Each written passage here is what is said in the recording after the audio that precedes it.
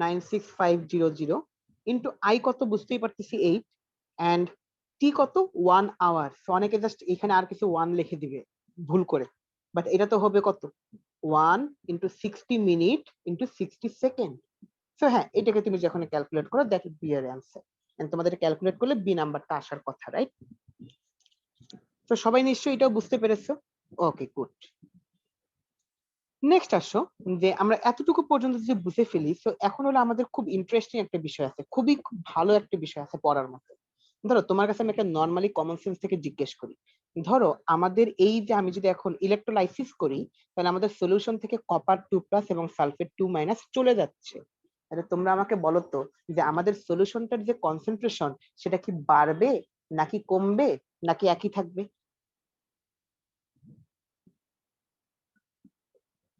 কমে যাবে। Very good. So দেখো তো, এখন এইটাই হলো আমাদের বিষয় যে কতটুকু কমে যাবে সেটা আমি বের করতে যাচ্ছি। তো এইটা হলো আমাদের কি সলিউশন, এর একটা কনসেন্ট্রেশন আমার দিয়ে দেওয়া ছিল, এর ভলিউম আমি জানি, এবং এর একটা কনসেন্ট্রেশন বা এফ সেটা আমার দিয়ে দেওয়া ছিল।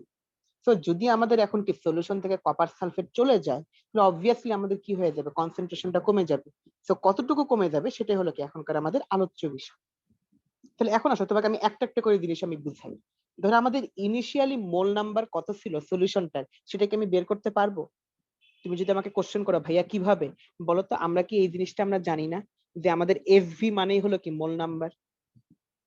আমি বলতে পারি যে আমাদের ইনিশিয়াল মোল নাম্বার হলো কত, N1 মানে S1V, এটাকে আমি বলতে পারি ইনিশিয়াল মোল নাম্বার।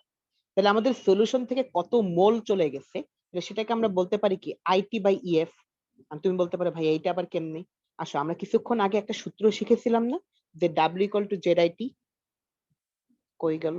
যে W = ZIT বা W = M/EF * IT। তুমি চিন্তা করো, আমি যদি এটা হলো কত গ্রাম চলে যাবে, বাট আমি যদি জিনিসটাকে এইভাবে লিখতাম W/M = IT/EF। এই তোমরা আমাকে বলো তো W/M মানে কি মোল নাম্বার না? তাহলে আমি এখান থেকে ডিরেক্টলি IT/EF এটা মানে যে আমাদের কত মোল চলে যাবে সেটা না? তাহলে আমি বলতে পারি মাইনাস আমাদের কত মোল চলে যাবে, ধরলাম আমাদের N মোল চলে যাবে, বা আমাদের এন এন মোল আমাদের দ্রবণ থেকে বা সলিউশন থেকে চলে যাবে। তাহলে আমি বলতে পারি মাইনাস IT/EF। তাহলে এইটুকু ছিল হলো আমাদের ইনিশিয়াল মোল নাম্বার। এটা হলো আমাদের এত মোল আমাদের সলিউশন থেকে চলে যাচ্ছে বা ইলেকট্রোলাইজড হচ্ছে। তাহলে বাকি থাকতেছে কি আমাদের, এটাকে আমি বলতে পারি রিমেইনিং মোল নাম্বার, যেটাকে ধর আমি N2 দিয়ে প্রকাশ করতেছি। এটাকে আমি বলতে পারি রিমেইনিং মোল নাম্বার। এখন তুমি চিন্তা করো, আমি যদি রিমেইনিং মোল নাম্বার পেয়ে যাই, তাহলে এখন আমি রিমেইনিং মোল নাম্বারকে যদি আমি আবার ভলিউম দিয়ে ডিভাইড করি, তাহলে কি আমি কি রিমেইনিং কনসেন্ট্রেশনটা পেয়ে যাব না? বিষয়টা কি বুঝতে পেরেছো তোমরা? তাহলে আমাদের রিমেইনিং কনসেন্ট্রেশন বের করতে গেলে remaining mole number divided by volume, মানে ভলিউম তো কমতেছে না আমাদের, শুধু কিছু আয়ন চলে যাচ্ছে বলেই আমাদের কি হচ্ছে বলতো, কনসেন্ট্রেশনটা কমে যাচ্ছে। So that is the thing actually. So বিষয়টা কি তোমরা মোটামুটি বুঝতে পেরেছো, একটু বলো তো?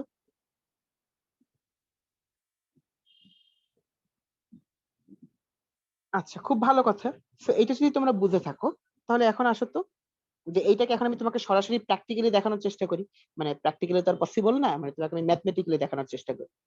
তোমাকে কি বলা আছে, 3.7 ampere electric current is passed for 6 hour through 2 molar nickel nitrate solution, nickel nitrate solution of volume 0.5 litre by platinum electrode. হইল, সমস্যা নেই। What amount of nickel will be deposited on cathode, আর what will be the concentration of the solution after electrolysis. প্রথম question তো আমরা easily পারবো, W = ZIT, বা আমি বলতে পারি হলো M/EF IT। এখন জাস্ট এই জায়গায় এমটা জানা লাগবে। এম হলো কি নিকেলের মলিকুলার মাস, সেটা আমি নিজেই ভুলে গেছি। এই পোলাপেন আমাকে বলো তো নিকেলের মলিকুলার মাস কত, বা অ্যাটমিক মাস কত?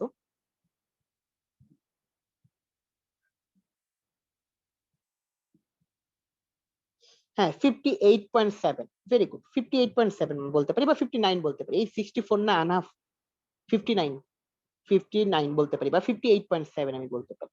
তো এই জায়গায় যদি এখন আমি 58.7 বসাই ফেলি, ডিভাইডেড বাই ইকুইভ্যালেন্ট নাম্বার নিকেলের কত বুঝতেই পারতেছো, নিকেল নাইট্রেট, তো ইকুইভ্যালেন্ট নাম্বার 2 হবে, আর এফ হলো 96500। দেখাই দিই, সো এটা হলো 58.7, এটা হলো 2, এটা হলো 96500, আর আই তো বুঝতেই পারতেছে আই হলো 3.7 অ্যাম্পিয়ার আর টি হলো 6 ইন্টু 3600। ডান। তাহলে কতটুকু জমা হবে সেটা আমরা বের করতে পারি, এটা আমরা আগে থেকেই পারতাম। বাট নতুন কি শিখছি, কি বলছে যে what will be the concentration of that solution after electrolysis. সেটাকে জেনে আমরা কিভাবে বের করি, আগে আমি নতুন মোল নাম্বারটা বের করি। সেটা কি হবে, ইনিশিয়াল মোল নাম্বার মানে S1V minus IT by EF, মানে কত মোল আমার ইলেকট্রোলাইজড হচ্ছে। এটার ভ্যালুগুলা কিরকম তোমাকে আমি দেখাই। S1 তো তোমাকে দিয়ে দেওয়া ছিল কত, 0.5 লিটার, সরি 2 মোলার। এটা হলো তোমার 0.5, আই কত বলতো 3.7, আর টি হলো তোমার 6 ইন্টু 3600। যেহেতু তুমি বুঝতেছো নিকেল নাইট্রেট, তো equivalent number should be 2 and F should be 96500। তো এখান থেকে আমি ইজিলি কি N2 টা ক্যালকুলেট করে ফেলতে পারবো, কোনো ব্যাপারই না। আর তারপরে যদি আমি এখন N2 divided by volume, volume কত ছিল আমাদের 0.5 দিয়ে যদি আমি ডিভাইড করি, তো আমাকে যেটা চেয়েছে যে কনসেন্ট্রেশন, সেটাকে আমি পেয়ে যাব। এই বলো সবাই কি তার মানে জিনিসটা বুঝতে পেরেছে? একবার পুরো ম্যাথমেটিক্যালি রিক্যাপ করা হয়ে গেল। আচ্ছা, এক্সেলেন্ট, খুব ভালো কথা। তো আচ্ছা, খুব এটা যদি আমরা বুঝে ফেলি, তাহলে এখন আমরা আরেকটা জিনিস নিয়ে একটু পড়াশোনা করবো, সেই জিনিসটাকে আমরা বলি হলো ইলেকট্রোকেমিক্যাল সেল। বাট তোমরা আমাকে একটু বলো তো, তোমাদের কি ব্রেক দরকার আছে? যদি ব্রেক দরকার হয় তাহলে আমরা 2-3 মিনিট একটা ব্রেক নেব, কারণ আমরা আমাদের দুইটা পার্ট মেইন ফোকাস থাকার কথা ছিল। একটা হলো ইলেকট্রোকেমিক্যাল সেল আর একটা হলো ইলেকট্রোলাইটিক সেল। আমরা ইলেকট্রোলাইটিক সেলের যেসব বিষয় আমাদের দরকার সেগুলো আমরা পড়ে ফেলছি। তো এখন আমরা একটু পরে পড়াশোনা করবো ইলেকট্রোকেমিক্যাল সেল নিয়ে। তাহলে হ্যাঁ, তাহলে আমরা তার আগে একটা ব্রেক নিতে পারি। বেশিক্ষণ মেবি দরকার নেই, আমরা 3-4 মিনিট একটা ব্রেক নিই, বা ধরলাম 5 মিনিটের একটা break. So let's have a break.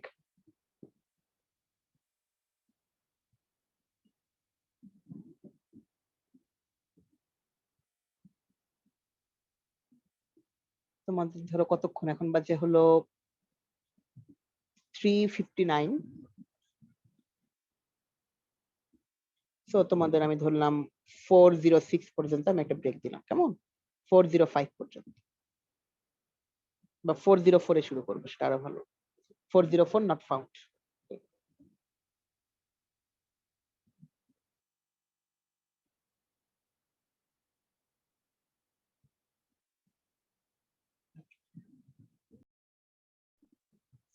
Okay, so আমার নিশ্চয়ই আবার কি ব্রেক টাইম একটু কাটালাম। তো 5 মিনিটস এর মতো আমরা ব্রেক টাইম কাটালাম। তো এখন আমরা আবার কন্টিনিউ করতে পারি, আই হোপ, রাইট? তো এখন হলো আমাদের আরেক প্রকারের সেল আছে, যেটাকে আমরা বলতে পারি ইলেকট্রোকেমিক্যাল সেল। সেখানে বিষয় হলো কিরকম, যেমন তুমি এই জায়গায় চিন্তা করে দেখো, আমাদের ধরলাম আমাদের দুইটা পাত্র আছে, একটার মধ্যে আছে জিঙ্ক সালফেট, জিঙ্ক সালফেটের মধ্যে আমি জিঙ্ক একটা ইলেকট্রোড রাখতেছি, এন্ড আমাদের another one is copper sulphate solution, সেখানে আমি কপারের ইলেকট্রোড আমি রাখতেছি। সো দেন আমি যদি এই দুইটাকে কি করার চেষ্টা করি, কানেক্ট করি, ধরো মাঝখানে কোনো একটা বাল্ব বা কোনো একটা লাইট আমি অ্যাড করে দিলাম, দেখা যাবে লাইটটা জ্বলতেছে।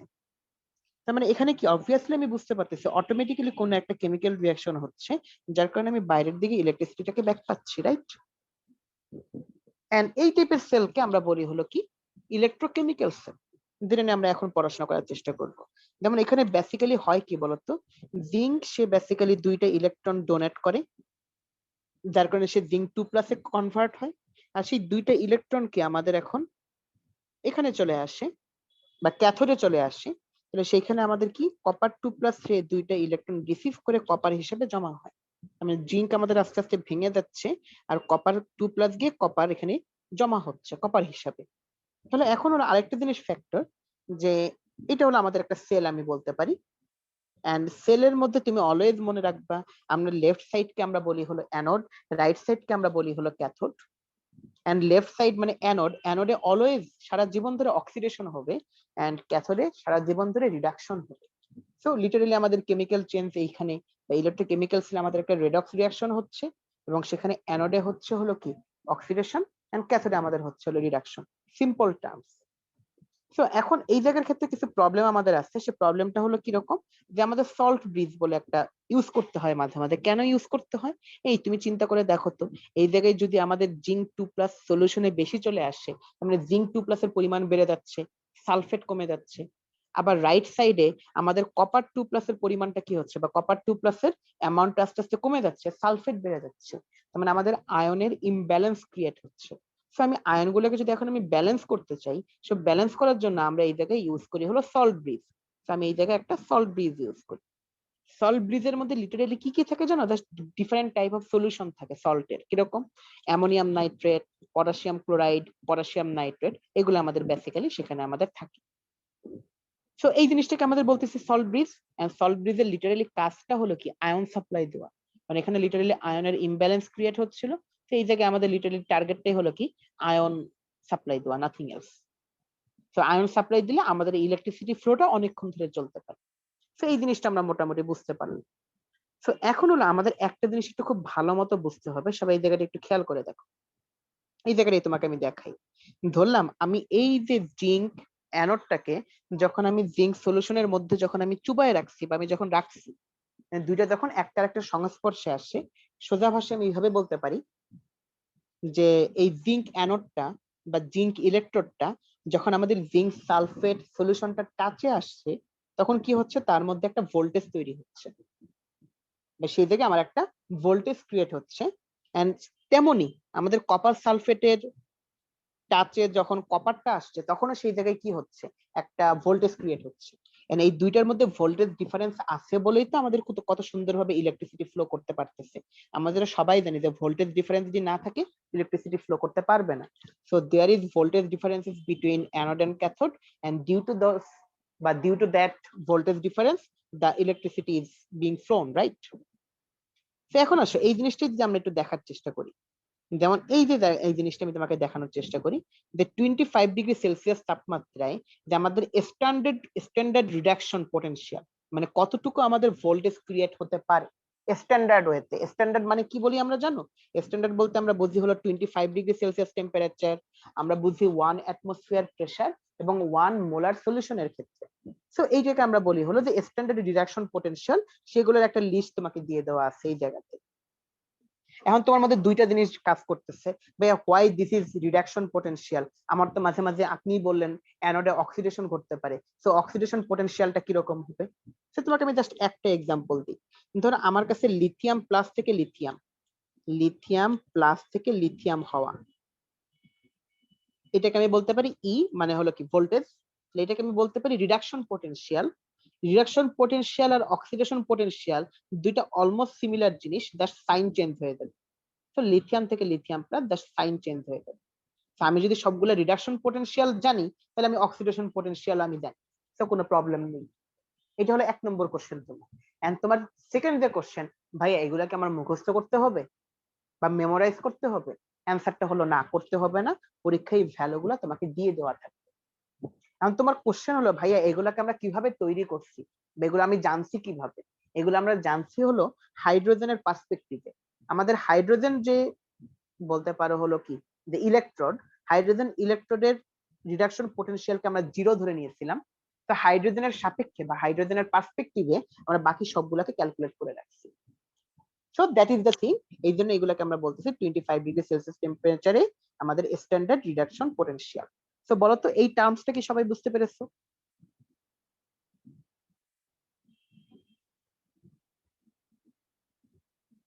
সো এগুলো আমাদের কি হচ্ছে, যে কোনো একটা, যেগুলো আমাদের হাফ সেল, মানে কি আমাদের জিঙ্ক হাফ সেল হতে পারে, যেমন এখানে জিঙ্ক থেকে জিঙ্ক 2+, অথবা কপার 2+ থেকে কপার।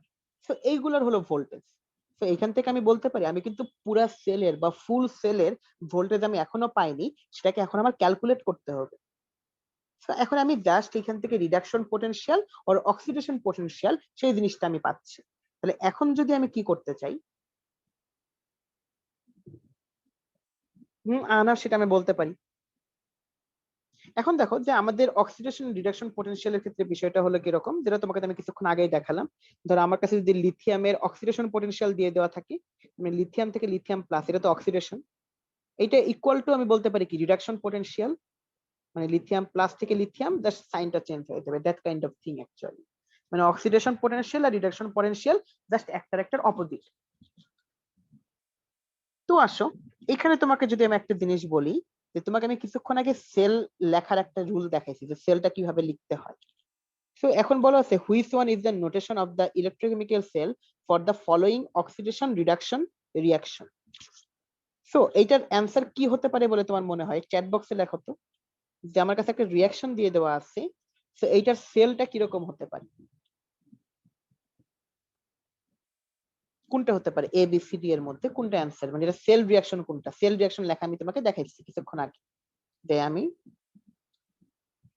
এই জায়গায় তোমার লেখা যে জিঙ্ক থেকে জিঙ্ক 2+, কপার 2+ থেকে কপার, আর জিঙ্ক 2+ কে জিঙ্ক সালফেটও লেখা যায়, কপার 2+ কে কপার সালফেটও লেখা যায়। So which one should be your answer? তোমাদের একটু চ্যাট বক্সে তোমার একটু রেসপন্স করে, কিছুক্ষণ পরে আমি করে দিচ্ছি, সমস্যা নেই।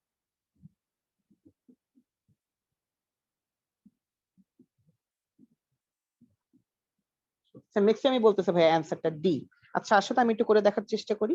এখানে জিঙ্ক থেকে জিঙ্ক ফেরাস সালফেট, তার মানে এখানে ছিল জিঙ্ক 0, এখানে হলো জিঙ্ক 2+। লিটারালি আমার জিঙ্ক থেকে জিঙ্ক 2+ হচ্ছে, এখানে আয়রন ছিল 2+, এখানে হচ্ছে আয়রন 0। আমার লিটারালি জিঙ্ক থেকে জিঙ্ক 2+ হচ্ছে, এইটা হলো আমার অক্সিডেশন। আমরা সবসময় জানি লেফট সাইডে থাকবে অ্যানোড, অ্যানোডে হবে oxidation, so it should B zinc থেকে জিঙ্ক 2+।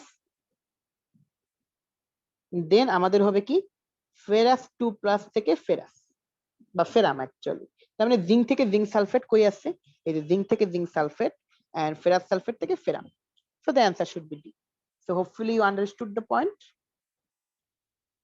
ওকে, তো আসো এখন এই জিনিসটা তো আমরা বুঝতে পেরেছি তাই না? এখন তোমাকে আমি একটা জিনিস দেখাই, যে এখন যদি আমি স্ট্যান্ডার্ড সেল পোটেনশিয়াল আমি বের করতে চাই, স্ট্যান্ডার্ড ইলেকট্রোড পোটেনশিয়াল তো কিছুক্ষণ আগে আমি জানলাম যেটা পরীক্ষা আমাকে দিয়ে দেওয়া থাকবে, বাট এখান থেকে আমি সেল পোটেনশিয়ালটা কিভাবে বের করব? তার জন্য আমাদের অনেকগুলো ফর্মুলা আছে, বাট লাইফে এত ফর্মুলা মনে রাখার দরকার নেই। তুমি যদি জাস্ট একটা জিনিস মনে রাখতে পারো, কিরকম, যে সবাই আমাকে রেসপন্স কইরো, বলো তো অ্যানোডে কি হয়? অক্সিডেশন আর রিডাকশন? অক্সিডেশন হয়, এক্স্যাক্টলি। সো দুঃখিত, সো আমি অ্যানোডের অক্সিডেশন পটেনশিয়ালটাকে আমি ইউজ করি, যেহেতু অ্যানোডে অক্সিডেশন হয়। আমাদের ক্যাথোডে কি হয় বলতো? ক্যাথোডে আমাদের রিডাকশন হয়, সো ক্যাথোডে রিডাকশন পটেনশিয়ালটাকে আমি নেই, এন্ড দুইটাকে যদি আমি জাস্ট সাম করে ফেলি, বা দুইটাকে যদি আমি কি যে অ্যাড করে ফেলি, তাহলে আমি সেল পোটেনশিয়াল বা স্ট্যান্ডার্ড সেল পোটেনশিয়াল আমি পেয়ে যাব। সো স্ট্যান্ডার্ড সেল পোটেনশিয়ালটা হলো কি, অ্যানোডে যা ঘটে মানে অক্সিডেশন পোটেনশিয়াল, ক্যাথোডে যা ঘটে মানে রিডাকশন পোটেনশিয়াল, দুইটাকে যদি আমি জাস্ট সাম করে দেই বা অ্যাড করে দিই, তাহলে আমাদের কি স্ট্যান্ডার্ড সেল পোটেনশিয়াল সেটা আমরা ক্যালকুলেট করতে পারবো। সো এই যে এইটুকু তুমি যদি জাস্ট মনে রাখো, দ্যাট উড বি এনাফ। এখন তোমার কথা হলো ভাইয়া বাকি দুটো ইকুয়েশন কোত্থেকে আসছে? এটা তো তুমি বলো, আমরা তো এমনিই বের করতে পারি। সেকেন্ড এন্ড থার্ড একই জিনিসই না? ধরো এখন যদি আমি ক্যাথোডেরও অক্সিডেশন পোটেনশিয়াল দেই, তাহলে আমরা কি রিডাকশন পোটেনশিয়ালের অপোজিট কি অক্সিডেশন না? তাহলে মাইনাস হবে না? বিষয়টা বুঝতে পারছো? আসলে এই 1 নম্বর থেকেই বাকি দুইটা আমাদের চলে আসছে। তো এই দুটো নিয়ে শুধু শুধু আমাদের প্যারা খাওয়া দরকার নেই, আমরা শুধুমাত্র একটা মনে রাখলেই তো বাকি হয়ে যাচ্ছে। তো অযথা বাড়তি কষ্ট কেন করব? Okay, this would be the thing. And এটাকে কেন আমরা স্ট্যান্ডার্ড সেল পটেনশিয়াল বলতেছিলাম? কারণ ওই যে কিছুক্ষণ আগে তোমাকে আমি অ্যান্সার দিছি, 25°C টেম্পারেচারে 1 মোলার সলিউশনের ক্ষেত্রে 1 অ্যাটমসফিয়ার প্রেসারের ক্ষেত্রে এগুলোকে আমরা সাধারণত ক্যালকুলেট করে থাকি। তো that kind of thing actually. আর এখন ই নট সেল বা ই সেল, এই জিনিসটার ক্ষেত্রে আমরা ক্যালকুলেট কেন করি? কারণ যদি আমরা জানি যে ই সেল যদি গ্রেটার দেন 0 হয়, তার মানে আমাদের রিঅ্যাকশনটা হলো কি স্পন্টেনিয়াস, মানে অটোমেটিক্যালি হবে। যদি আমাদের ই সেল লেস দেন 0 হয়, তো এটা আনস্পন্টেনিয়াস আমি বলতে পারি, বা এটা স্পন্টেনিয়াস না আমি বলতে পারি, অটোমেটিক্যালি ঘটবে না। আর যদি ই সেল ইকুয়াল টু 0 হয়, তাহলে আমি বলতে পারি যে আমার এই রিঅ্যাকশনটা ইকুইলিব্রিয়ামে আছে, বা আমার সেলটাকে আমি ডেড সেল বলতে পারি। তখন আমরা যদি কোনো একটা ব্যাটারি যদি কাজ না করে, তার মানে ব্যাটারি যদি ডেড হয়, তার মানে আমি বলতে পারি যে এখানে আসলে ই সেল হলো 0। তো এই যে তোমাদের এই জায়গায় নিশ্চয়ই একটা কনফিউশন ক্রিয়েট হওয়ার কথা, ভাইয়া ই নট সেল আপনি ইউজ করছেন স্ট্যান্ডার্ড, এই জায়গায় আবার ই নট, নটটা কোথায়, ই সেল লিখছেন কেন? Exactly, that is the thing actually. E cell হলো কি যে কোনো অবস্থায় আমি ক্যালকুলেট করতে পারি, আর ই নট সেল মানে হলো স্ট্যান্ডার্ড অবস্থায় আমি ক্যালকুলেট করতে পারি। তাহলে আমি স্ট্যান্ডার্ডটা আমি কিভাবে ক্যালকুলেট করতে হয় সেটা আমরা জানি, কিন্তু স্টিল আমরা জানি না যে আমাদের যে কোনো অবস্থার ক্ষেত্রে আমরা জিনিসটাকে কিভাবে ক্যালকুলেট করব। তাহলে সেটা এখন আমরা একটু দেখার চেষ্টা করব। তা আমরা যদি এখন ই সেল ক্যালকুলেট করতে চাই সেটা আমরা কিভাবে করি, তার জন্য আমাদের একটা চমৎকার ইকুয়েশন আছে। এই ইকুয়েশনটা তোমাদের এই জায়গায় ইকুয়েশনটাকে দেখাই নেই, তারপর আমি তোমাকে বলতেছি বিষয়টা, ঠিক আছে? সেই যে আমাদের ইকুয়েশনটা, যে আমি যে কোনো অবস্থায় যদি আমি ক্যালকুলেট করতে চাই হোয়াট ইজ দ্যাট, সেটাকে আমরা বলি Nernst equation according to the scientist actually. E cell, E naught cell কিছুক্ষণ আগে আমি বের করে আনলাম, বা কিভাবে করতে হয় আমি জানি, minus R T by EF. আর মানে হলো কি মোলার গ্যাস কনস্ট্যান্ট। দাঁড়াও, কেউ কিছু বলছিলেন? আচ্ছা, এই থেকে আরটাকে আমরা বলি হলো কি মোলার গ্যাস কনস্ট্যান্ট, যেটার ভ্যালু হলো 8.314। টি হলো আমাদের কেলভিন টেম্পারেচার, ই হলো আমাদের ইকুইভ্যালেন্ট নাম্বার, আর এফ তো আমি জানি 96500। দেন দ্য কোশ্চেন ইজ যে হোয়াট ইজ কিউ। কিউ জিনিসটা হলো কি, লিখি দিই আমি। কিউ বা কে, এই জায়গায় সোজা ভাষায় আমরা যে কেপিকেসি করে আসছি না একটা চ্যাপ্টারে, ইকুইলিব্রিয়াম কনস্ট্যান্ট, এটা হলো সেই জিনিসটা, যেটার মানে হলো আমাদের জিনিসটা হলো কি আমরা অলওয়েজ বলতে পারি যে আমাদের product ion divided by reactant ion. তাহলে এখানে আমাদের প্রোডাক্ট কারা কারা আছে বলতো? এখানে আমাদের প্রোডাক্ট হিসেবে আছে হলো রাইট সাইডের গুলো প্রোডাক্ট আমরা জানি, তো আমাদের হবে হলো কি এ প্লাস। এবং আমরা সবসময় জানি কি আমাদের যেটা সহগ থাকে বা যেটা সাইডে থাকে সেটা আমাদের পাওয়ার হয়ে যায়। So this should be to the power x. Then আমাদের কি হবে সাথে b to the power y. নিচে তোমার কি হবে বলতো? A to the power x and b plus to the power y. এখন তোমরা আমাকে বলো যে এই জায়গার এ আর বি, এই যে এ আর বি এই দুটো হলো কি সলিড। তোমরা আমাকে বলো তো সলিডের ক্ষেত্রে কনসেন্ট্রেশন আমরা কত ধরি? কেউ জানো কিনা? ওয়ান। Very good.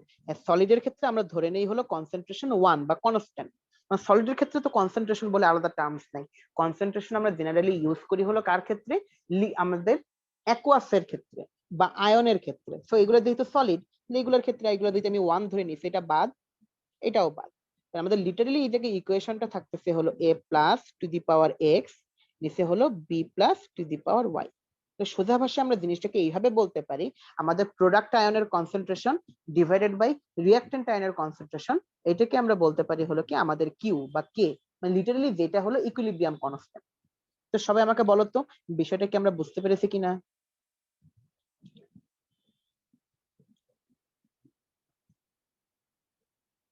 আচ্ছা, এক্সেলেন্ট। তো আসো এখন ধরো তোমাকে যদি আমি একটা জিনিস বলি, এই জায়গায় আসো তোমাকে আমি একটা ক্যালকুলেশন দেখাই। তোমাকে কি বলে দেওয়া আছে যে explain whether 1 molar manganese sulphate solution can be preserved in a tin container or not. তো সেটাকে আমাকে ক্যালকুলেট করতে বলছে। সেটা মোটামুটি একটা খুব ভালো লেভেলের কোশ্চেন। আসলে তোমাকে আমি জিনিসটা একটু দেখাই। ধরো তোমরা আমাকে বলো তো যে আমাদের কোন একটা কেমিক্যাল রিয়াকশনে কোনটা ক্ষয় হওয়ার পসিবিলিটি থাকে, বা কোনটা তোমার ভেঙে যাওয়ার পসিবিলিটি থাকে, অ্যানোড অর ক্যাথোড?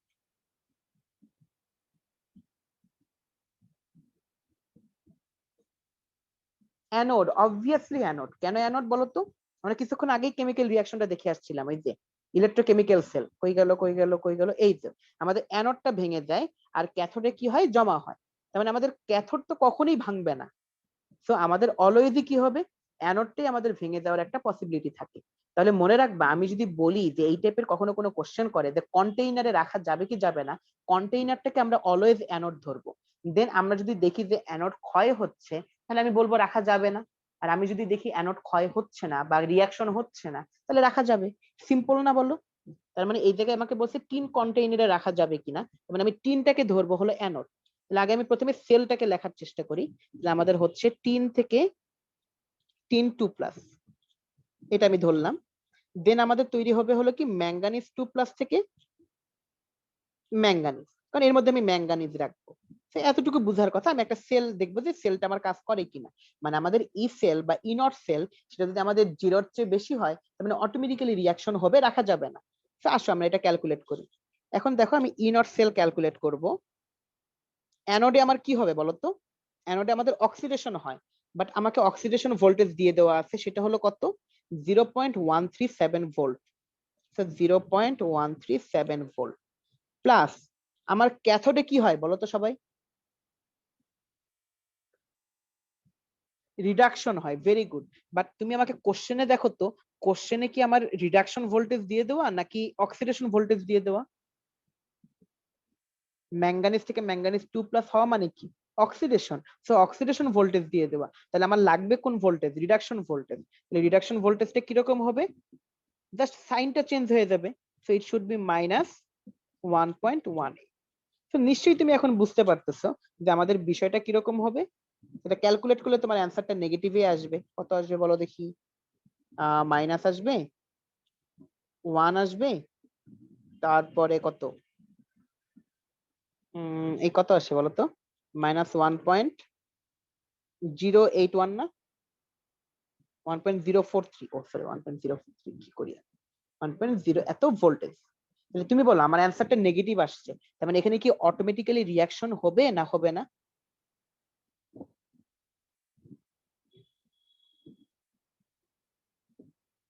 হবে না, এক্স্যাক্টলি। তাহলে তুমি আমাকে বলো, তার মানে এখানে রাখতে গেলে কি আমার কোনো সমস্যা আছে? আমি কি কোনো সমস্যা ফেস করব কি করব না? না, ফেস করবো না, কারণ কোনো রিয়াকশন হচ্ছে না, কোনো সমস্যা তো নাই, তার মানে রাখা যাবে।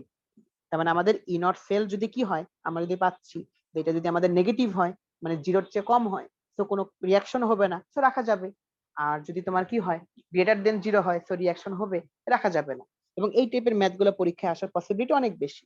কারণ তুমি দেখো, আমাদের ইনট সেল ধরো কি, এই যে কিছুক্ষণ আগে তোমাকে আমি দেখালাম যে আমাদের ইনট সেল যদি লেস দেন 0 হয়, তার মানে এই জায়গায় আমাদের কি হবে বলতো?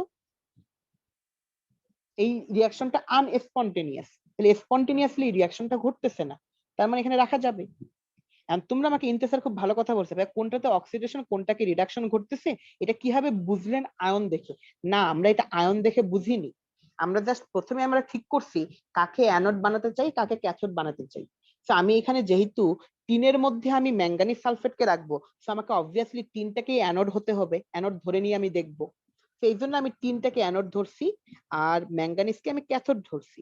আর অ্যানোডে তো অক্সিডেশন হবেই, আর ক্যাথোডে তো রিডাকশনই হয়, তাই না? তো আমি সেইভাবে ক্যালকুলেট করে দেখছি আমাদের ইনট সেলের ভ্যালুটা কত হয়। তো আমি দেখলাম যে আমার যদি টিনটাকে অ্যানোড ধরি, মানে টিনের মধ্যে যদি আমি কি ম্যাঙ্গানিজ সালফেটকে রাখি, so there is no problem actually. বলো সবাই কি বুঝছো? আনহাব বুঝছো? ইন্তেসার বুঝছো?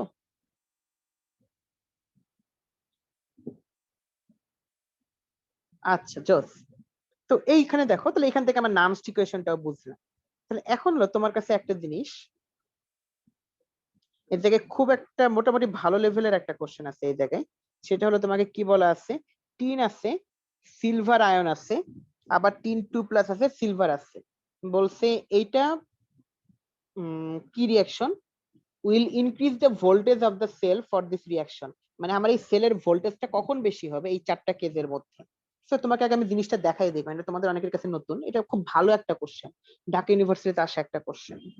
তো আমি তোমাকে একটু দেখাই। তো এখানে তুমি বলো তো আমাদের ই সেল বের করার রিয়াকশনটা কিরকম হবে?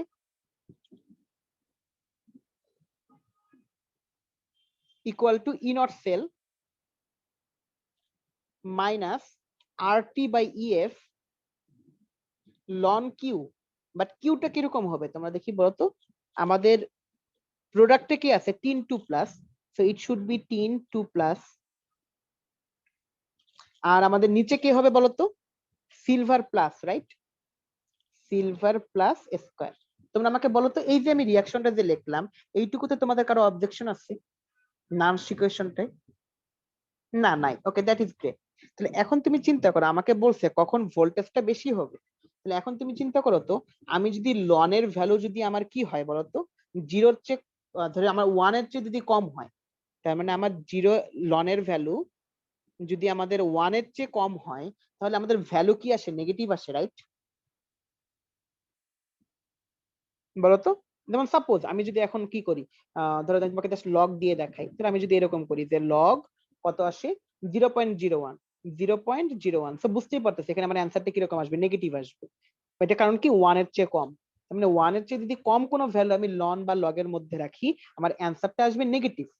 তাহলে এখন তুমি চিন্তা করো, আমি যদি সিলভার আয়নের পরিমাণটা বেশি নেই, মানে নিচেরটা যদি বেশি নেই, তাহলে কি হবে আমার বলতো? তো আমার ভিতরের ভ্যালুটা কি 1-এর চেয়ে কম হবে না যদি নিচের পার্টটা বেশি হয়? আর যদি আমাদের তাই হয়, তাহলে লনের ভ্যালু কি আমার নেগেটিভ আসবে না? আর লনের ভ্যালু যদি আমার নেগেটিভ আসে, তাহলে তখন নেগেটিভ নেগেটিভে পজিটিভ আসবে না? তার মানে আমাদের ই সেলের ভ্যালুটা কি ই নট সেলের চেয়ে তখন বেশি হয়ে যাবে না? আইডিয়া কি বুঝতে পারতেছো তোমরা? আমি রিপিট করি, ধরো আমাদের এই জায়গায় নিচে কি আছে যে সিলভার প্লাস, আমার যদি এখন সিলভার প্লাসের পরিমাণটা যদি বেশি হয় তাহলে আমাদের কি হবে বলতো, যে টিনের তুলনায় মানে টিন টু প্লাসের তুলনায় যদি আমাদের সিলভার প্লাস আয়নের অ্যামাউন্টটা বেশি হয়, তাহলে আমি বলতে পারি আমাদের লনের ভিতরে কি থাকতেছে, ওয়ান এর চেয়ে কম একটা ভ্যালু, ওয়ান এর চেয়ে স্মলার একটা ভ্যালু। তাহলে সেটার যদি আমি লন করি আমার অ্যান্সারটা কিরকম আসবে বলতো, মাইনাসে। তাহলে আমার যদি মাইনাস, এখানে আমার ইকুয়েশনে আছে হলো মাইনাস, তাহলে মাইনাসে মাইনাসে প্লাস হয়ে যাবে। তখন আমাদের ভ্যালুটা যদি আগের ভ্যালুর সাথে অ্যাড হয়ে যায়, তাহলে আমি বুঝতেই পারতেছি আমাদের ই সেলের ভ্যালুটা ই নট সেলের তুলনায় বেশি হয়ে যাবে। এই বলো সবাই কি বিষয়টা বুঝতে পেরেছি? তাহলে আমাদের অ্যান্সার কোনটা হবে, সি নাম্বারটা, increase the concentration of silver plus ion. এটা মোটামুটি একটা বেশ মানে কনসেপচুয়াল কোশ্চেন ছিল। সো জাস্ট ইন্টিসার বলছে হলো ক্লিয়ার, আর বাকিরা কেউ কিছু বুঝি নাই না? আচ্ছা, হোপফুলি তোমরাও বুঝছো নাকি? আচ্ছা, ভালো বিষয়। তো আসো আমরা আর কয়েকটা একটু প্রবলেম সলভের দিকে যাই। এইগুলো হলো যে তোমাদের কয়েকটা বোর্ড কোশ্চেন একটু দেখাবো, দেখায় তোমাদের এইটুকু বোঝানোর চেষ্টা করবো যে আমরা যা যা পড়ার চেষ্টা করছি এতক্ষণ ধরে আমাদের সেগুলো বোর্ড কোশ্চেন কভার করতেছে কিনা। সবাই একটু দেখো, ধরো আমাকে এ থেকে A2+, তার মানে বুঝতেই পারতেছি একটা অক্সিডেশন পোটেনশিয়াল দেওয়া, দুইটা অক্সিডেশন পোটেনশিয়াল দিয়ে দেওয়া, আর একটা রিডাকশন পোটেনশিয়াল দিয়ে দেওয়া। তো তোমাকে বলছে explain the cell structure of the cell formed by A and C with reaction. তাহলে এ আর সি দিয়ে আমাদের যে একটা সেল তৈরি হতে পারে সেই সেলটা আমাকে দেখাতে বলছে। তাহলে আমরা কি বুঝতে পারতেছি যে আমাদের উপরে কি অক্সিডেশন, অক্সিডেশন ভোল্টেজটা বেশি, আর অক্সিডেশন ঘটে কোথায় বলতো, অ্যানোডে। তো আমি কি অলওয়েজ কি আমাদের অ্যানোডটা লেফট সাইডে থাকবে, তো আমি জিনিসটাকে তো লিখতেই পারি এ থেকে A2+, এবং সাথে আমাদের তৈরি হবে কি D2+ থেকে ডি। তোমরা বলতে পারো ভাইয়া জিনিসটাকে এইভাবে কেন লিখলেন, মানে আমাদের সেল লেখার ক্ষেত্রে রুলটা হলো কি, লেফট সাইডে থাকবে অ্যানোড, রাইট সাইডে থাকবে হলো ক্যাথোড। অ্যানোডে অলওয়েজ অক্সিডেশন হবে, ক্যাথোডে অলওয়েজ রিডাকশন হবে। এখন তোমাদের যে সেকেন্ড কোশ্চেন, ভাই আপনি কিভাবে বুঝতে পারলেন যে এ নাম্বারটাই হলো অ্যানোড, সি নাম্বারটা না? কারণ দেখো অ্যানোডের অক্সিডেশন ভোল্টেজটা বেশি হতে হয়, বা জারণ বিভবটা বা বা বলতে পারে অক্সিডেশন পোটেনশিয়ালটা বেশি হতে হয়। তার মানে হলো এর অক্সিডেশন পোটেনশিয়ালটা যেহেতু বেশি, এই জন্য আমরা এটাকে কি হিসেবে ব্যবহার করছি, অ্যানোড হিসাবে। তো বলো সবাই, কোশ্চেনটা কি সবাই বুঝতে পেরেছি? Okay, great. এখন তোমাকে বলছে can B2+ solution be stored in the metal container of A. তোমরা বলো তো এটা কি কোনো ব্যাপার আমাদের জন্য? কিছুক্ষণ আগে আমরা টিনের জন্য এই টাইপের ক্যালকুলেশনটাই না করে আসলাম, যে টিনের মধ্যে কিছু রাখা যাবে কিনা, তার মানে একটার মধ্যে আরেকটা রাখা যাবে কিনা, এটা তো আমাদের জন্য এখন কোনো ব্যাপারই না। তো বুঝছো নিশ্চয়ই বিষয়টা? ওকে, গ্রেট। তো এখন হলো যে তোমাকে আমি কি বলতে পারি, আরেকটা বোর্ড কোশ্চেন দেখো, যে এই জায়গায় তোমাকে কি বলছে, write the half cell and complete cell reaction in the stem. তো এখানকার সেল রিঅ্যাকশনটা কমপ্লিট করতে বলছে। তো এইটাও তোমাকে আমি একটু দেখাই দিই। এখানে আমাদের কি আছে বলতো, আছে হলো কি, আমি কি বাইরে থেকে ইলেকট্রিসিটি দিচ্ছি না, বাইরে ইলেকট্রিসিটি পাচ্ছি। এখানে আমাদের আছে হলো অ্যালুমিনিয়াম নাইট্রেট, এখানে আছে ম্যাঙ্গানিজ নাইট্রেট। নিশ্চয়ই তুমি এখন বুঝতে পারতেছো এই জায়গায় আমাদের কি হচ্ছে, এই যে অ্যালুমিনিয়াম রড দিছে, এই জায়গায় ম্যাঙ্গানিজ রড দিছে। তাহলে অ্যালুমিনিয়ামের মধ্যে অ্যালুমিনিয়াম, নিশ্চয়ই আমি বুঝতে পারতেছি অ্যালুমিনিয়াম থেকে আমার হচ্ছে অ্যালুমিনিয়াম 3+, এই জায়গায় আমাদের হচ্ছে হলো ম্যাঙ্গানিজ 2+ থেকে ম্যাঙ্গানিজ। তো that is the thing actually. তো এখন তোমাকে একটা খুব ভালো একটা কোশ্চেন আমি জিজ্ঞেস করি, তোমরা কি আমাকে বলতে পারবা এই ইকুয়েশনটার ক্ষেত্রে ইকুইভ্যালেন্ট নাম্বার কত হবে? এটা একটা বোঝার বিষয়, কিন্তু ভালো কোশ্চেন একটা। কারণ অ্যালুমিনিয়াম 3টে ইলেকট্রন ডোনেট করতেছে আর ম্যাঙ্গানিজ 2টে ইলেকট্রন রিসিভ করতেছে, তো ইলেকট্রনের ইমব্যালেন্স তৈরি হয়েছে। হ্যাঁ, এক্স্যাক্টলি, অ্যান্সার শুড বি 6। তোমরা বলতে পারো ভাইয়া কিভাবে, এই যে দেখাই তোমাকে, অ্যালুমিনিয়াম থেকে অ্যালুমিনিয়াম 3+ 3টে ইলেকট্রন ডোনেট করছে, ম্যাঙ্গানিজ 2টে ইলেকট্রন রিসিভ করছে, তো ম্যাঙ্গানিজ, আমাকে তো ব্যালেন্স করতে হবে। আমি যখন ব্যালেন্স করতে যাব, সো ইট শুড বি 2 দিয়ে মাল্টিপ্লাই করলেই ব্যালেন্স হয়ে যাচ্ছে, 6 ইলেকট্রন। এটাকে যদি আমি 3 দিয়ে মাল্টিপ্লাই করি, 6 ইলেকট্রন, ইট শুড বি 3। তো এই যে 6 ইলেকট্রন। বলো বিষয়টা কি বুঝতে পেরেছি আমরা? ওকে, গ্রেট। এখন তোমাকে বলছে can the anode solution, anode solution মানে কি, aluminium, aluminium can be preserved in zinc pot for many days. বুঝতেই পারতেছো এখন জিঙ্কের ক্ষেত্রে কি আমাকে তখন এখন ক্যালকুলেট করে দেখতে হবে ম্যাথমেটিক্যালি যে জিঙ্কের ক্ষেত্রে এই যে ভোল্টেজ দিয়ে দিচ্ছে, তার মানে তখন আমি জিঙ্ককে অ্যানোড ধরবো, আমি জিঙ্ক পটকে এখন আমি অ্যানোড ধরবো, আর এই সলিউশনটাকে আমি তখন কি ক্যাথোড ধরবো। তখন ধরে আমি ম্যাথটা ক্যালকুলেট করার চেষ্টা করে দেখবো যে আমাদের ই সেলের ভ্যালুটা কি পজিটিভ আসে নাকি নেগেটিভ আসে। পজিটিভ আসলে রাখা যাবে না, নেগেটিভ আসলে রাখা যাবে। বলো এটাও বুঝতে পেরেছো তোমরা? আচ্ছা, খুব ভালো কথা। দেন ধরো যে এইখানে তোমাকে জিজ্ঞেস করছে আরেকটা বোর্ড কোশ্চেনের ক্ষেত্রে যদি আমরা দেখি, বলছে after how long the current flow through the solution in the weight of the cathode will increase by 1 gram. তো বুঝতেই পারতেছে আমাকে কোন ইকুয়েশনটা ইউজ করতে হবে। W equal to Z I T, W এর ভ্যালু দিয়ে দিচ্ছে, জেড এর ভ্যালু দিয়ে দিচ্ছে, আই এখানে দিয়ে দিচ্ছে, জাস্ট তোমাকে জিজ্ঞেস করছে হলো how long the current flow, তার মানে তোমাকে জাস্ট টি ক্যালকুলেট করতে হবে, সিম্পল একটা বিষয়। এন্ড ডি নাম্বারে তোমাকে জিজ্ঞেস করছে determine the possibility of the conservation of the electrolyte solution. এখানে একটু মনে হয় লেখাটা কেটে গেছে, electrolyte solution of the stem in a pot made by M metal for a long time. তার তোমাকে জিজ্ঞেস করছে এম মেটাল, এম মেটাল কোনটা, এই যে তোমাকে দিয়ে দিচ্ছে একটা মেটাল, বলছে এম মেটালের মধ্যে জিঙ্ক রাখা যাবে কিনা। তুমি নিশ্চয়ই বুঝতে পারতেছো কোন কোশ্চেনটা পরীক্ষার জন্য খুবই ইম্পর্টেন্ট, যে আমি এইটাকে এই সলিউশনটাকে ওই পাত্রে বা ওই পটে রাখতে পারবো কি রাখতে পারবো। তো বলতো সবাইকে এই টার্মস গুলোকে সবাই বুঝছি? দেখো সবগুলোতে কিন্তু সেম টাইপের কোশ্চেনই বোর্ডে আসছে। এই যেমন এখানেও তোমাকে একই জিনিসই জিজ্ঞেস করছে, এখানে বলছে ডিটারমাইন দ্য ইলেকট্রোমোটিভ ফোর্স, মানে ই সেল ক্যালকুলেট করতে বলছে, তার মানে এখানে ই সেল ক্যালকুলেট করতে বলছে। এন্ড এরপরটি তোমাকে কি বলছে, analyse the difference between figures 1 and 2 along with cell reaction. তুমি বলো এটা কত সিম্পল একটা কোশ্চেন। এক নম্বরে আমি নিশ্চয়ই বুঝতে পারতেছি এখানে আমাদের কি হচ্ছে বলতো। এক নম্বরটার ক্ষেত্রে আমাদের ভিতরে অটোমেটিক্যালি কেমিক্যাল রিঅ্যাকশন হচ্ছে, যার কারণে আমি বাইরে ইলেকট্রিসিটি পাচ্ছি, তো এটাকে আমি ইলেকট্রোকেমিক্যাল সেল বলতে পারি। আর এটাকে আমি কি বলতে পারি, বাইরে থেকে ইলেকট্রিসিটি দিচ্ছি ব্যাটারি, তো ভিতরে রিঅ্যাকশন হচ্ছে, তো এটাকে আমি ইলেকট্রোলাইটিক সেল বলতে পারি। That is the thing actually. তো এইটাই হলো কি আমাদের ডিফারেন্সটা অ্যাকচুয়ালি, তাই না? দেখো তো এইগুলো যদি আমরা বুঝে ফেলি, অ্যাকচুয়ালি বুঝতে পারতেছি যে চ্যাপ্টার 4 থেকে আমাদের পরীক্ষার জন্য কি কি টাইপের কোশ্চেন আমাদের জন্য বোর্ডে ইম্পর্টেন্ট। আচ্ছা তোমরা বলছো ভাই সি নং এ জেড কই দিছে, আচ্ছা তার মানে আগের কোশ্চেনটাই ছিল এটা, যে সি নম্বরে তোমাকে কি বলছো যে জেড কই দিছে। জেড তো তোমার তোমার দিয়ে দেওয়া আছে, যেমন কথা হলো জেড তুমি বের করতেই পারবা, জিঙ্ক, জিঙ্কের ক্ষেত্রে কত 65.3 ডিভাইডেড বাই কত 2 ইন্টু 96500। নিতে স্যার বুঝছো? আচ্ছা, তো এটা গেল হলো আমাদের চ্যাপ্টার 4। এন্ড চ্যাপ্টার 4 এর পাশাপাশি আমরা যেহেতু আজকের ক্লাসে চ্যাপ্টার 1 এর টুকু কি বলি কেমিস্ট্রি 1 এর মানে ফার্স্ট পেপারের চ্যাপ্টার 5 নিয়ে একটু আলোচনা করতে চেয়েছিলাম, সেটা কি ফুড প্রিজারভেটিভ। তো সেই জায়গা থেকে কি কি টাইপের কোশ্চেন আসতে পারে বা কোন জায়গায় তুমি পড়ার সময় একটু ফোকাস দিবা সেটা একটু তোমাকে বলে দেবো।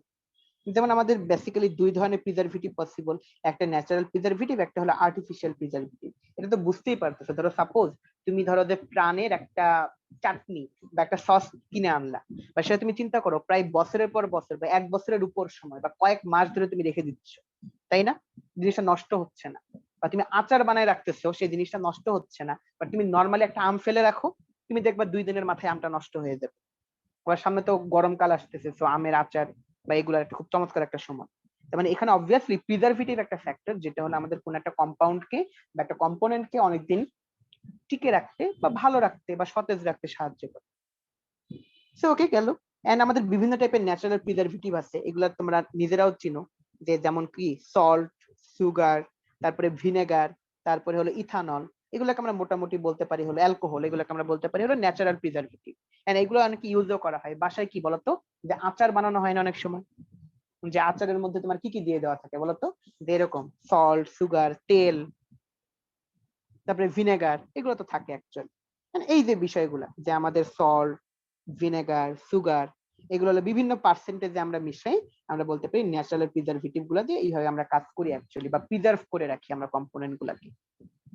ওকে, তো ন্যাচারাল প্রিজারভেটিভ মোটামুটি ভালো, এটা মোটামুটি বেশ কিছুদিন ধরে আমাদের কি বলতে পারি ফলমূল মানে ফ্রুটস এন্ড আদার পার্টস বা ভেজিটেবলস ইত্যাদিকে মোটামুটি ভালো রাখতে পারে। এন্ড ন্যাচারাল প্রিজারভেটিভের পাশাপাশি আমাদের আরেকটা জিনিস আছে, সেটা হলো আর্টিফিশিয়াল প্রিজারভেটিভ। এইটা নিয়ে তোমাদের সাথে আমি একটু কথাবার্তা বলবো। আর্টিফিশিয়াল প্রিজারভেটিভ মানে এগুলো হলো কেমিক্যাল কম্পাউন্ড। তোমরা অর্গানিক কেমিস্ট্রি পড়ে আসছো যে আসলে বিভিন্ন রকম অর্গানিক কম্পাউন্ডই আসলে এই ক্ষেত্রে ইউজ করা হয়। এটা কেমিক্যাল আলাদাভাবে তৈরি করা হয়, তৈরি করে আমরা সেগুলোকে এখন প্রিজারভেটিভ হিসেবে ইউজ করি। এখন এইটা বেসিক্যালি তিন ধরনের, একটাকে আমরা বলি অ্যান্টি মাইক্রোবিয়াল এজেন্ট, একটা অ্যান্টি অক্সিডেন্ট এজেন্ট, আর একটা হলো কিলেটিং এজেন্ট। মানে হলো কি জানো, অ্যান্টি মাইক্রোবিয়াল এজেন্ট হলো কারা? দেখা গেছে যেসব কেমিক্যাল গুলো ইউজ করলে সেখানে মাইক্রোব মানে ব্যাকটেরিয়া জন্মাতে পারে না, সেগুলো হলো anti microbial agent. Anti oxidant agent সেটার মানে হলো সেটা যে খাবারটা নষ্ট হওয়ার একটা খুব ভালো কারণ হলো সেটা অক্সিডাইজড হয়ে যায়। তো অ্যান্টি অক্সিডেন্ট এজেন্ট গুলা খাবারটাকে অক্সিডাইজড হইতে দেয় না। আর আরেকটা আছে সেটাকে আমরা বলি হলো কিলেটিং এজেন্ট। এটা হলো অ্যাকচুয়ালি কিরকম, যে আমাদের দেখা গেছে বিভিন্ন টাইপের কি থাকে, যে আয়ন থাকে, যে আয়ন গুলা হলো খাবারটাকে অক্সিডাইজড হতে সাহায্য করে বা প্রভাবিত করে বা ক্যাটালিস্ট হিসেবে কাজ করে অক্সিডাইজড হওয়ার ক্ষেত্রে। তো এই কিলেটিং এজেন্ট গুলা কি করে জানো, সেই কম্পাউন্ড গুলাকে বা সেই আয়ন গুলাকে আটকায় ফেলে, মানে সেই আয়ন গুলাকে আর সাহায্য করতে দেয় না, যার কারণে খাবারটাও সহজে অক্সিডাইজড হতে পারে না। তো সেটাকে আমরা বলি হলো কিলেটিং এজেন্ট। এন্ড এই কম্পাউন্ড গুলার নাম ইভেন যারা অ্যাডমিশন টেস্ট দিচ্ছে এবার তাদের জন্য ইম্পর্টেন্ট। তো এইগুলার নাম যে কোনটা মাইক্রোবিয়াল এজেন্ট, কোনটা অ্যান্টি মাইক্রোবিয়াল এজেন্ট, কোনটা অ্যান্টি অক্সিডেন্ট, সেগুলো তোমাদের একটু মাথায় রাখতে হবে। যেমন অ্যান্টি মাইক্রোবিয়াল এজেন্ট হিসেবে আমরা বেনজোইক অ্যাসিড হিসেবে ইউজ করি, সোডিয়াম বেনজয়েট ইউজ করি। এবং এইটা তুমি কন্টিনিউয়াসলি এখনই বাসায় চেক করে দেখতে পারবা। বাসায় যদি ধরো যে টমেটোর কোনো চাটনি বা সস যে কোনো বোতলে থাকে, ধরো প্রাণ হতে পারে বা যে কোনো কোম্পানির, তুমি যদি সেখানকার ইনগ্রেডিয়েন্ট গুলো চেক করো, তুমি দেখবা সেখানে এই টাইপের কম্পাউন্ড গুলোর নাম তুমি দেখবা, benzoic acid, sodium benzoate, sorbic acid, এগুলো কমন অ্যাকচুয়ালি। আশা করি বিষয়টা তোমরা বুঝতে পারতেছো, রাইট? এন্ড ফাইনালি একটা খুব ভালো একটা বিষয় যেটা চ্যাপ্টার 5 এ ভর্তি, মানে অনেকগুলো কম্পাউন্ডের ক্ষেত্রেই বা অনেকগুলো ফ্রুটস এন্ড ভেজিটেবলস এর ক্ষেত্রেই এই কাজগুলা করছে, বাট সবগুলোর ক্ষেত্রে কিন্তু কমন জিনিস সেম, ফুড ক্যানিং এর ক্ষেত্রে। যেমন ফুড ক্যানিং করছে চ্যাপ্টার 5 এ, তোমরা যদি পড়ে থাকো যে সেখানে হয়তো দেখা গেছে টমেটো ক্যান করছে, তোমার জলপাই বা অলিভ অলিভ ক্যান করছে, তোমার টুনা ফিশ ক্যান করছে, অনেক কিছু ক্যান অ্যাকচুয়ালি করছে। বাট সবগুলোর ক্ষেত্রেই কিন্তু তোমার টেকনিকটা সেম।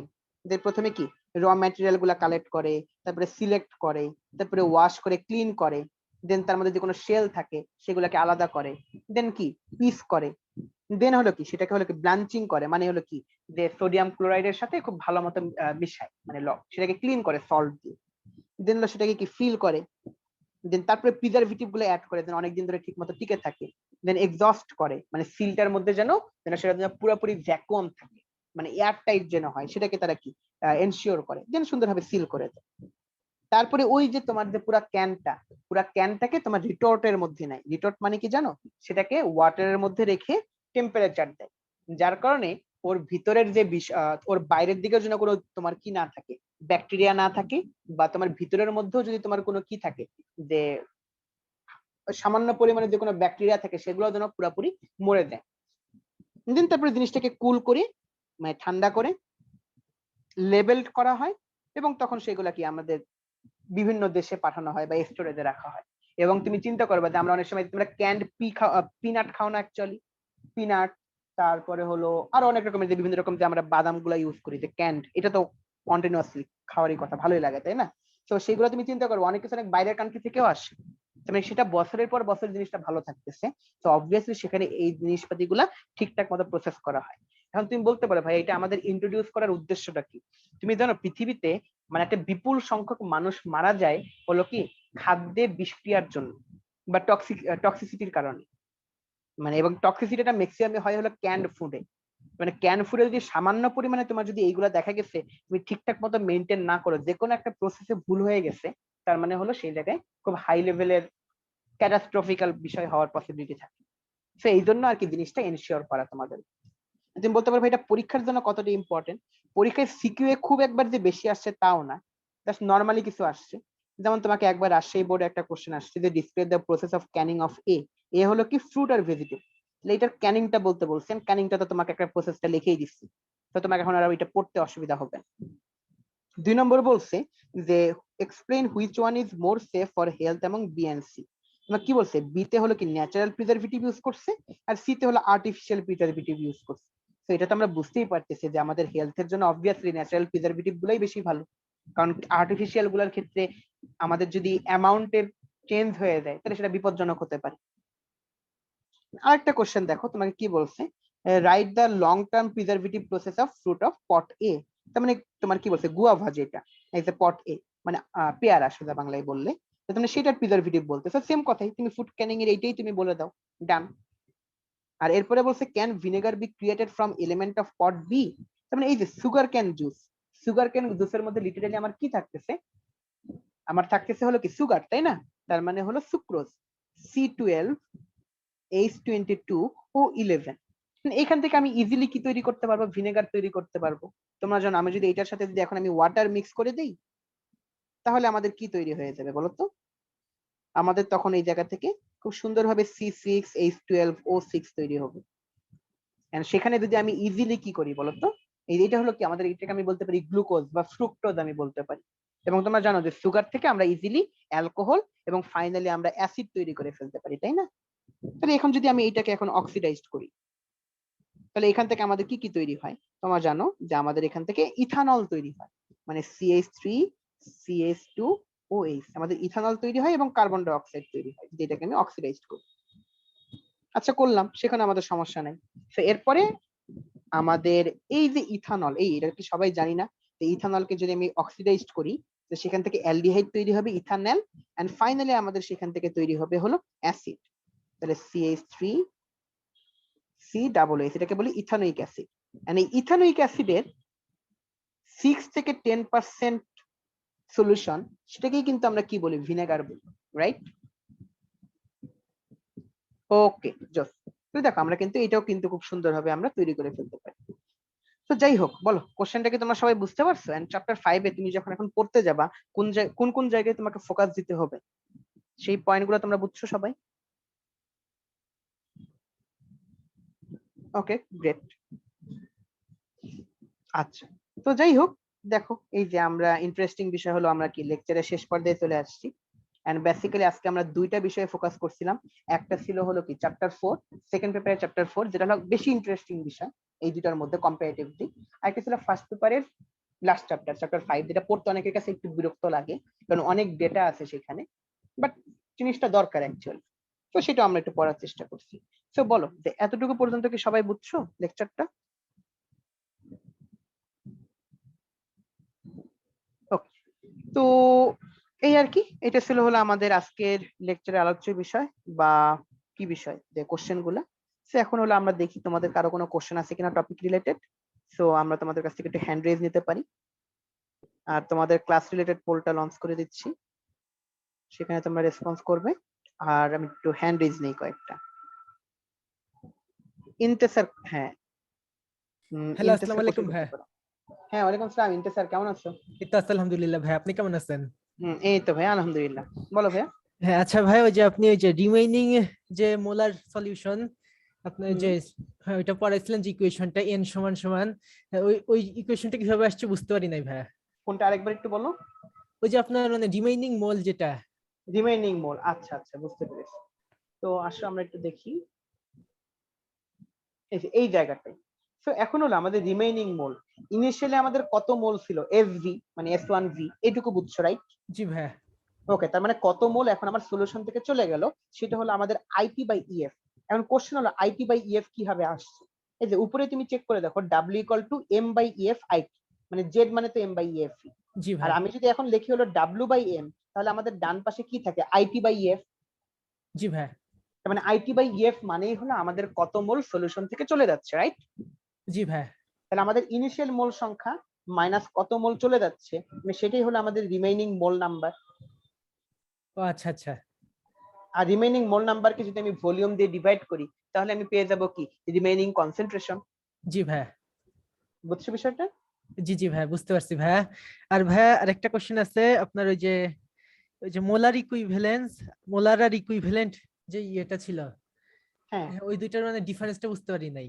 ডিফারেন্সটা হলো আমরা যদি কি করতে চাই, যে আমাদের যে মোলার কন্ডাক্টিভিটিতে আমরা অনলি কাকে দিয়ে ডিভাইড করি, আমরা অনলি মোল নাম্বার দিয়ে ডিভাইড করি বা মোলারিটি দিয়ে ডিভাইড করি।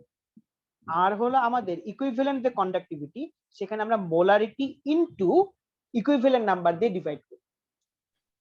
আচ্ছা, মানে হচ্ছে মোলারিটি পার, মানে মোলার কন্ডাক্টিভিটি পার ইকুইভ্যালেন্ট নাম্বার আর কি, ওইটা হচ্ছে বলতে ইকুইভ্যালেন্ট পারি, কন্ডাক্টিভিটি। বলতে পারি এক্স্যাক্টলি। আচ্ছা আচ্ছা, জি ভাই বুঝতে পারছি ভাই। আর ভাই আপনার পোল কোশ্চেন 4 একটু যেতে পারবেন?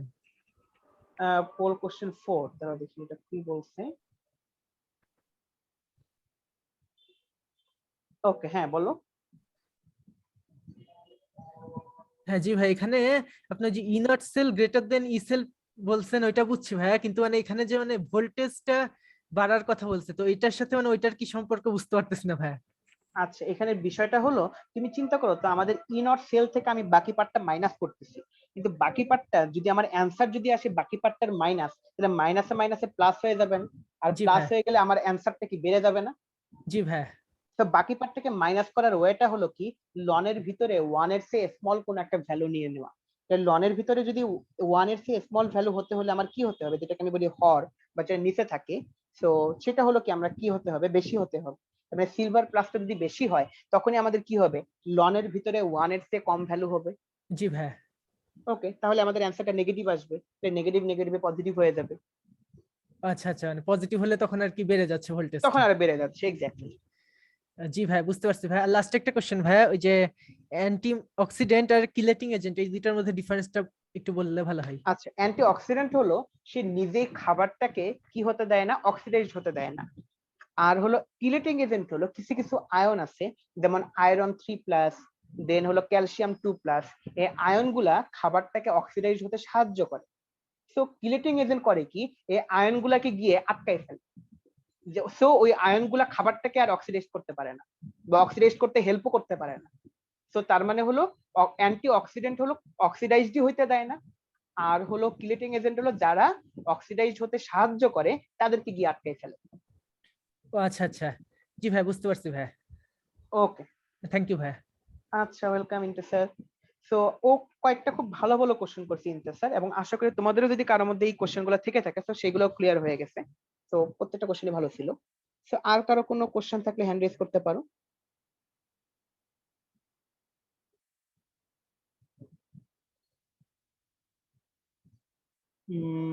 আচ্ছা, আর তো কোনো কোশ্চেন আমি দেখছি না। তার মানে কি তোমরা সব বুঝছো নাকি কিছুই বুঝো নাই? সো হোপফুলি সব বুঝছো। ঠিক আছে, তাহলে ইমাম ভাইয়া আছেন? জি ভাইয়া। তাহলে তো আমরা শেষ করতে পারি মেবি, জি যেহেতু ভাই, এখানে হ্যান্ড ইনশাল্লাহ। রেজ দেখছি না।